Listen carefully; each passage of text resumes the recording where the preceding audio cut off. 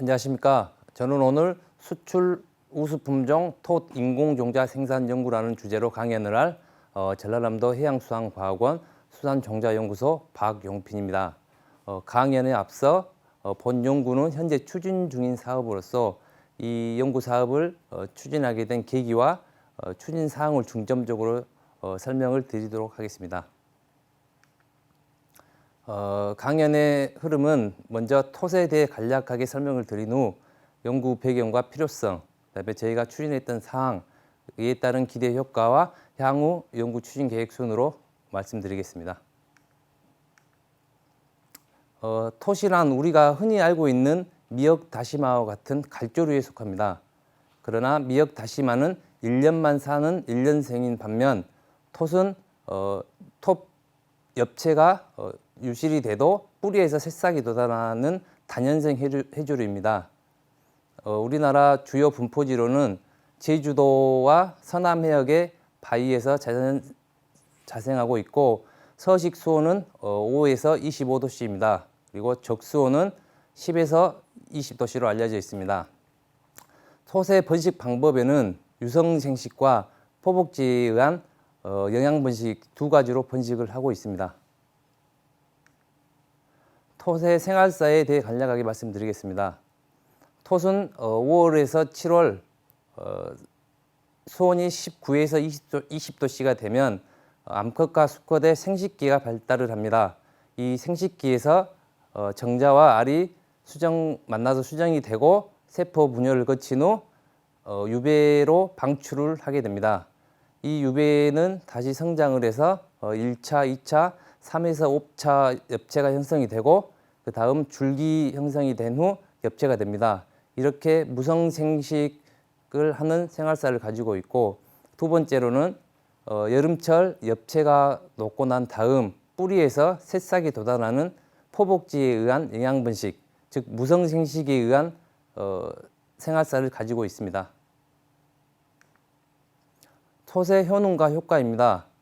톳은 우리 몸 혈관 속에 콜레스테롤을 배출시켜 혈관 질환을 예방해주고 칼륨이 풍부하게 함유하고 있어 고혈압 그리고 인슐린의 주 성분이 되는 크롬이 풍부하게 함유되고 있어 성인병 예방에 도움이 됩니다.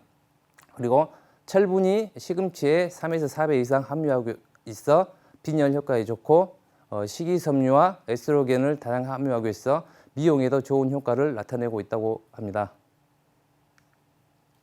다음은 연구 배경 및 필요성에 대해 말씀드리겠습니다. 국내 해조류 품종별 생산량입니다. 국내에는 김, 미역, 다시마, 톳, 꼬시래기, 모자반, 청각, 파래 등을 주로 양식하고 있는데 이 중에 김, 미역, 다시마가 전체 생산량의 90% 이상을 차지하고 있습니다. 그리고 제가 지금 연구 중인 톳은 약 2%의 생산량을 차지합니다. 그런데 반면에 생산 금액은 김이 67%를 차지하고 있습니다. 이는 미역과 다시마는 생산량의 대부분이 전복의 먹이로 활용되고 있기 때문에 생산량의 67% 대부분을 김이 차지하고 있고 톳의 생산량은 전체 생산량의 생산 금액의 약 2%를 차지하고 있습니다. 연도별 톳 생산량입니다. 톳은 대일 수출이 활발해지기 시작한 2001년을 기점으로 생산량이 꾸준히 상승하다 전복 해상 가두리가 개발이 되고 먹이인 미역 다시마 양식이 조정되면서 그 생산량이 좀 줄어들다가 최근에 다시 늘어나고 있는 추세입니다. 그런데 단순히 생산량 대비 생산 금액을 나누어 보면 2010년도에 1,000원이었던 톳이 최근에는 반값인 500원으로 하락하였습니다. 이렇게 톳이 반값으로 하락하게 된 이유를 분석을 해보니 우리나라 톳이 중국산에 밀린 이유가 우리나라 톳 소비 형태에 있다고 분석이 됐습니다. 우리나라 같은 경우는 양식 초기에 생산되는 톳을 무침 형태로만 소비되고 양식 후반기에 생산되는 건조된 톳은 전부 수출에 의존하는 형태로 2001년 일본 시장 점유율을 보면 한국산이 75%였고 중국산이 16%였는데 2018년 일본 통계청 자료를 보면 한국산은 반 이하로 줄었고 중국산의 경우 3배 이상 증가하였습니다. 실제로 우리나라 그 수산정부 포털 자료에 의하면 2005년 4,000톤의 수출량이었었는데 2020년에는 60%가 하락한 1,600톤을 수출하고 있었습니다. 이렇게 중국산에 밀려 일본 시장을 빼앗긴 이유를 분석을 해보았습니다. 먼저 어촌 고령화에 따른 노동력 감소가 첫 번째 이유고, 두 번째로 전복 양식장이 무분별하게 확대되었고 거기에 따른 미역 다시마 양식이 조정되면서 톳 양식장이 감소하였습니다. 그리고 자연산 종자에 의존하다 보니 수급이 불안정하여 양식에 사용되는 종자의 가격이 많이 상승하였습니다. 2014년도부터 꾸준히 상승하여 2017년도에는 평균 8,000원, 최고 12,000원까지 킬로그램당 거래되고 있었습니다. 이렇게 양식에 사용되고 있는 톳 종자의 가격이 상승함으로써 한국산 수출 단가가 상승하면서 값싼 중국산에 밀려 일본 시장 점유율을 내주고 있는 것으로 조사되었습니다. 실제로 한 줄 100m 시설 투입 비용을 양식 과정이 비슷한 미역 다시마와 비교해 보겠습니다. 미역 다시마의 경우 인건비가 10,000원, 종자 구입비가 약 30,000원 정도에서 한 줄 시전하는데 약 4만원이 소요됩니다. 그러나 톳은 인건비가 70,000원, 종자 구입비는 약 280,000원으로 미역 다시마에 비해 9배 이상 소요가 되고 있습니다. 그리고 전체 시설 생산비의 약 50% 이상이 이 종자 구입비로 소요되고 있었습니다. 톳 양식 과정을 한번 보겠습니다. 톳은 자연에서 어린 종자를 10에서 15cm 된 종자를 뿌리째 채취를 합니다. 그리고 작업장으로 이동해서 크기별로 선별을 한 후 얇은 새끼줄에 종자를 끼웁니다. 그리고 이 새끼줄을 어미줄에 본양성줄인 어미줄에 부착하여 양식을 하기 때문에 많은 인건비와 종자 구입비가 소요됩니다. 더 큰 문제는 자연 서식지가 훼손된다는 것입니다. 자연 종자를 채취할 때 뿌리째 채취를 하기 때문에 자연 종자가 많이 감소하고 있습니다. 우리 완도 신지면을 기준으로 봤을 때 한 줄 시설당 약 45kg가 소요되고 있습니다. 이를 우리 전체 양식면에 환산을 해보면 연간 약 1,100톤의 자연산 톳이 채취되고 있는 실정입니다.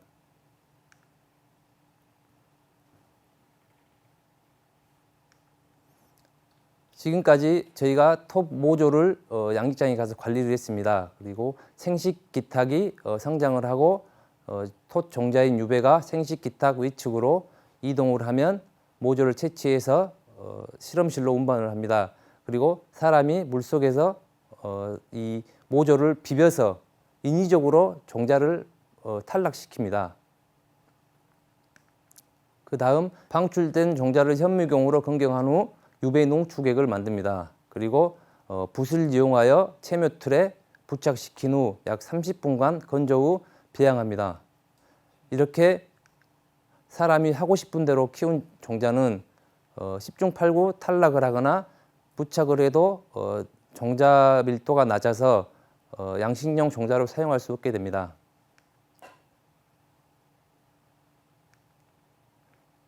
보시는 사진은 미역 다시마에 주로 사용되고 있는 체묘틀입니다. 이 미역 다시마 같은 경우는 줄이 안 보이게 체묘가 되는데 톳의 경우에는 체묘가 힘들었습니다. 그 이유는 톳의 종자인 유배와 미역 다시마인 종자인 유주자의 차이가 있었습니다. 미역 다시마의 종자인 유주자의 경우 앞과 뒤에 선모가 있어서 방출 후 유용하다가 체묘 기질에 부착하는 반면 톳의 종자인 유배는 유용 능력이 없어 방출 후 그대로 가라앉습니다. 그리고 가근인 뿌리가 발달되어 부착하는 구조로 지금 현재 미역 다시마에 사용하고 있는 틀에는 매우 불리한 조건이었습니다. 그래서 먼저 체묘 틀을 개선하였습니다. 넓이 약 3cm 정도 되는 밴드를 30개를 붙여가지고 스카치 테이프로 고정한 후 다시 PVC로 고정하였습니다. 그리고 우리 주변에서 흔히 구할 수 있는 로프를 이용해서 로프를 촘촘히 하여 톳 유배가 체묘되기 쉽게 개선하였습니다. 개선된 체묘틀의 특징을 보면 밴드형 체묘틀 같은 경우 톳 종자를 30만 개에서 100만 개까지 체묘가 가능합니다. 그러나 밴드형 체묘틀 같은 경우는 대량 생산은 가능하나 나중에 종자를 다시 떼어서 작업을 해야 되기 때문에 인건비 절감은 힘듭니다. 다음은 로프형 체묘틀입니다. 로프형 체묘틀도 마찬가지로 30만 개에서 100만 개 이상 체묘가 가능하고 로프형 체묘틀은 새끼줄 역할을 하기 때문에 인건비와 종자 구입비를 다 절감할 수 있지만 체묘틀의 길이가 약 50m로 로프형 틀 2틀이 있어야지만 100m 한 줄을 시설할 수 있는 단점이 있습니다. 다음은 기성 체묘틀입니다. 기성 체묘틀도 마찬가지로 100만 개 이상 체묘가 가능하고 현재 대량 생산 체계가 구축되어 있기 때문에 흔히 구할 수 있습니다. 그러나 체묘 시 종자의 유실이 많다는 단점이 있습니다. 다음으로는 체묘 방법을 개선하였습니다. 기존에 인위적으로 종자를 방출시켰는데 개선 방법은 자연 방출을 유도하였습니다. 체묘틀 위에 성숙 모조를 넣고 2에서 3일 후에 확인해 보니 유배가 방출을 하였으나 밀도가 고르지 못해서 다시 한번 체묘 방법을 개선하였습니다. 양식장이나 자연서식지에서 모조를 채취한 후 수조에 넣고 간단한 에어레이션을 주었습니다. 그리고 수조에 유배가 방출을 유도하였고 방출된 유배를 뮬러 가제를 이용하여 수거하였습니다. 방출된 유배를 현미경으로 검경한 결과 이렇게 뿌리가 나온 유배는 체묘율이 떨어집니다. 뿌리가 없고 깨끗한 유배를 확보를 한 후 개수를 하여 체묘틀당 약 30만 개에서 100만 개씩 체묘를 하였습니다. 그래서 지금 현재 저희가 체묘 기술에 있어서는 밀도 조절이 가능할 정도로 완벽하게 지금 체묘 기술을 확보하였습니다.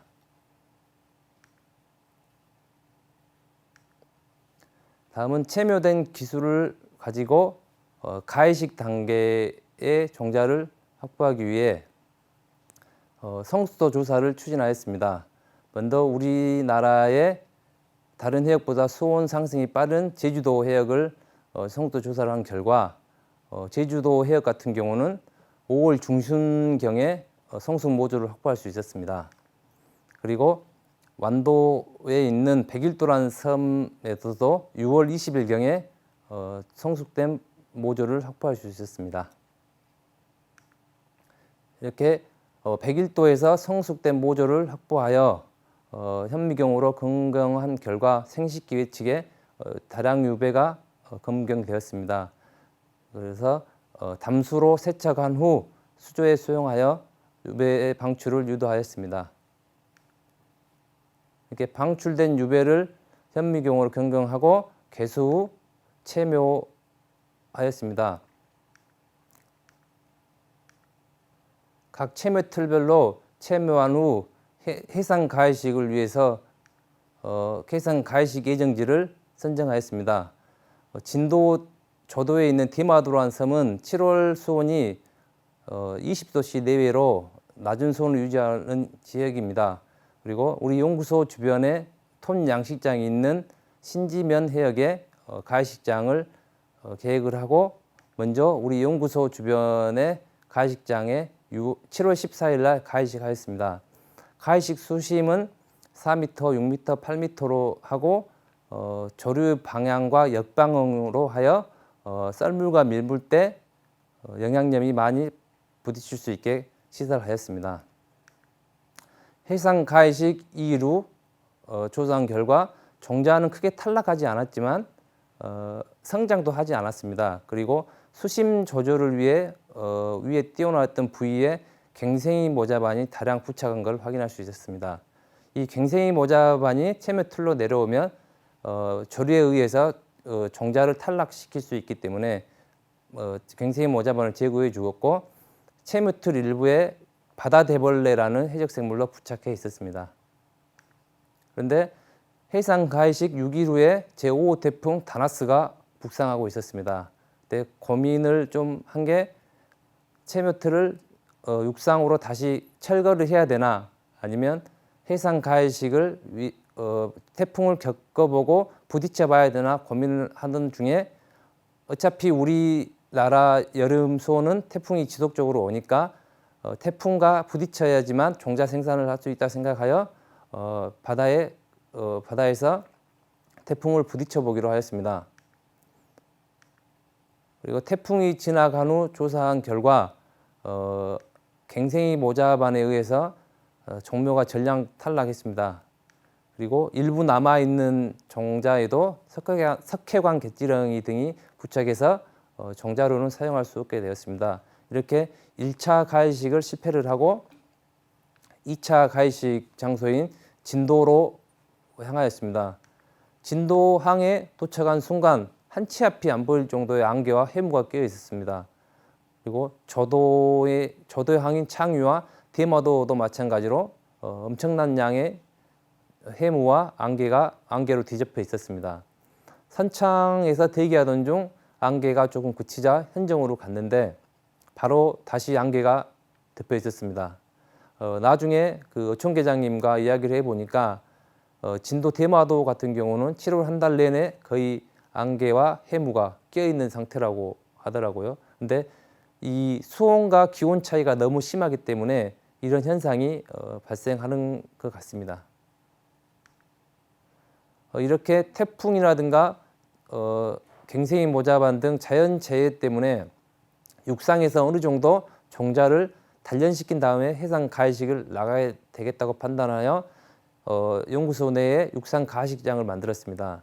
그리고 육상에서 관리한 결과 매우 상태가 좋았습니다. 그런데 2019년도에 우리나라에 영향을 준 태풍이 5개 정도 되는데 제가 가해식을 나갈 때마다 태풍이 와서 이 종자를 탈락시켰습니다. 그래서 1차 년도에서는 가해식을 실패하게 되었습니다. 2차 년도도 마찬가지로 제주도와 군해 101도에 있는 톳 성순 모조를 확보하여 채묘하였습니다. 1차 년도의 해상 가해식 단계에서 자연재해에 의한 탈락이 많아서 2차 년도에서는 육상에서만 가해식을 하기로 했습니다. 그런데 채묘 40일까지 2차 엽채까지 잘 성장하였지만 2020년 여름에 우리나라 기상 기록을 갈아치우는 사건이 있었습니다. 바로 역대급 장마였는데요. 짧게는 15일, 2019년도에서 34일밖에 안 오던 장마가 2020년도에는 약 54일간 지속되었습니다.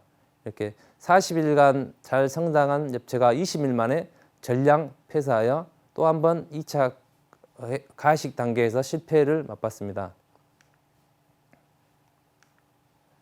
3차 년도도 마찬가지로 군해 제주 종달해역과 완도 101도라는 섬에서 모조 록포를 하여 총 238트를 채묘하였습니다. 그리고 채묘 4일경 톳 유배의 뿌리가 잘 성장하고 있는 것이 검경되었고 채묘 12일째 1차 엽채로 성장하였습니다. 그런데 우리나라 태풍의 경우 6월에는 거의 오지 않는다고 판단을 했습니다. 그래서 채묘 25일 된 종자를 가지고 완도 군해해역에 가해식하였습니다. 1차 년도와 다르게 가해식 수심을 2m로 하여 시설을 하였습니다. 가해식 5일 후 갱생이 모자반이 일부 부착하였지만 종자 탈락에 영향을 주지는 않았습니다. 그리고 고압 세척기로 세척을 해도 탈락하지 않을 정도로 건강한 종자가 성장하고 있었습니다.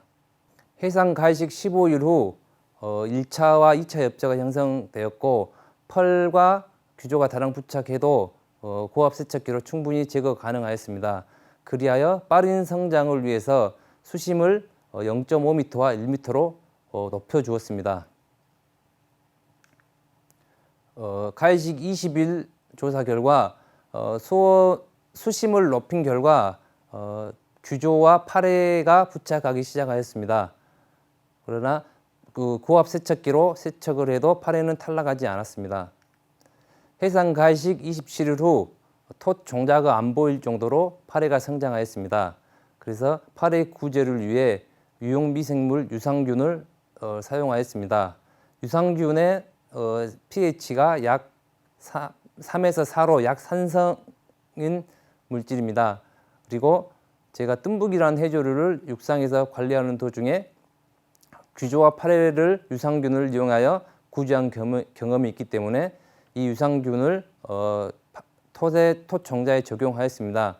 근데 적용하는 단계에서 두 가지 방법으로 사용하였습니다. 첫 번째 방법은 톳 채묘틀을 청소하지 않고 뻘이 차 있는 상태에서 처리한 실험과 유산균 처리 전에 톳 채묘틀을 고압 세척기로 깨끗이 청소를 하고 펄을 제거한 채묘틀 두 가지로 해서 유산균 30%를 처리한 후 약 5분간 건조하였습니다.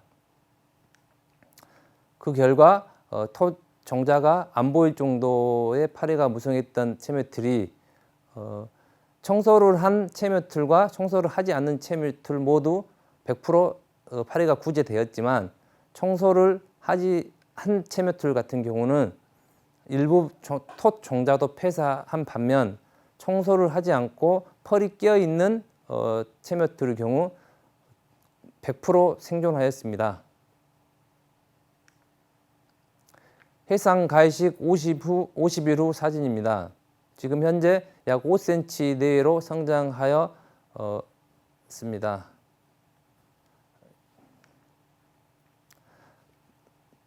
톳 양식이 자연산 종자가 아닌 인공 종자로 사용을 해서 양식이 된다면 일단 어업인들에게 가장 큰 부담이 되는 종자 구입비와 인건비를 절감할 수 있습니다. 그리고 인공 종자를 사용함으로써 종자 수급이 안정되고 계획적인 양식이 가능합니다. 그렇게 되면 수출 단가가 안정이 돼서 우리 일본 시장에 우리나라 톳이 다시 점유율을 되찾을 수 있고 나아가 다른 시장 개척도 가능할 것이라고 기대됩니다. 일반적으로 톳을 채취하는 과정을 보면 채취 선박 앞에서 앞과 뒤에서 채취를 하는데 앞에서는 뿌리와 로프만 놔두고 톳을 채취를 합니다. 그리고 뒤에서는 로프에 부착한 뿌리는 바다에 버려지고 로프만 수거합니다. 그렇게 채취 과정에서 다량의 톳뿌리가 바다에 버려지고 있습니다. 이런 톳뿌리를 수거하여 육상에서 양식용 종자 생산이 가능 여부를 확인할 계획입니다. 실제로 제가 실험실에서 실험한 결과 수온 50, 15, 20, 25도씨에서 실험한 결과 유성생식인 톳 종자보다 뿌리에 의한 종자 성장이 훨씬 더 빠른 것을 확인하였습니다.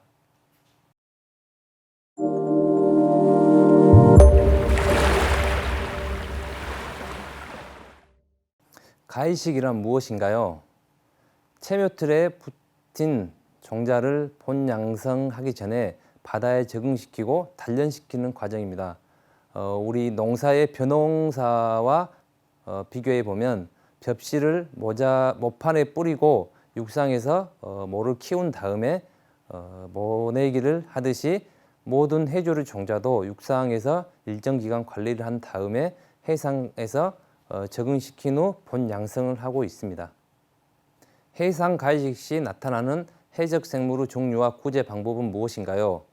해역별로 좀 다를 수 있겠지만 지금 제가 해상 가이식하고 있는 해역에서는 첫 번째로 규조류와 펄이 많이 발생하였습니다. 그런데 규조와 펄 같은 경우는 고압 세척기로 충분히 제거가 가능했고 그 다음으로 파래가 나타났는데 앞서 말했다시피 30% 유산균을 처리한 후 건조하면 파리도 구제할 수 있습니다. 그리고 최근에 지금 부착하고 있는 게 도박 유라가 부착을 하고 있고 따개비가 엄청나게 많이 부착을 하고 있습니다. 그래서 지금 도박 같은 경우는 실험실에서 농도별로 유산균 농도별로 지금 처리해서 구제 방법을 개발하고 있는 중이고 따개비 같은 경우도 원액을 좀 뿌려놓으면 성장하지 않고 폐사, 떨어지지는 않지만 바로 떨어지지는 않지만 폐사하는 경향을 나타내고 있습니다. 인공종자 생산 시 경영비는 얼마나 절감 가능한가요? 양식 경영비, 즉 종자 구입비와 인건비를 포함해서 약 45%가 절감이 가능할 것이라고 보고 있습니다. 지금 톳 종자 산업, 톳 양식 산업이 많이 작아져서 종자 구입비 같은 경우는 약 55억, 인건비 같은 경우는 약 15억이 절감이 가능한데 톳 종자 생산 기술이 점차 발전하면 종자 구입비는 더욱더 절감이 가능할 거라고 생각됩니다. 대일 수출 가격은 얼마인가요? 2019년 일본 통계청 자료에 의하면 건조톳 1kg당 한국산은 약 13,000원, 중국산은 6,000원 정도에 지금 일본에서 수입을 하고 있어 한국이 약 2배 이상 비싸게 일본에서 수입을 하고 있습니다. 톳 양식 산업 발전 방향은 무엇인가요? 앞서도 말했다시피 우리나라의 톳 소비 형태는 양식 초기에 생산되는 톳을 무침 형태로만 소비하고 건조 톳은 대부분 수출에 의존하고 있습니다.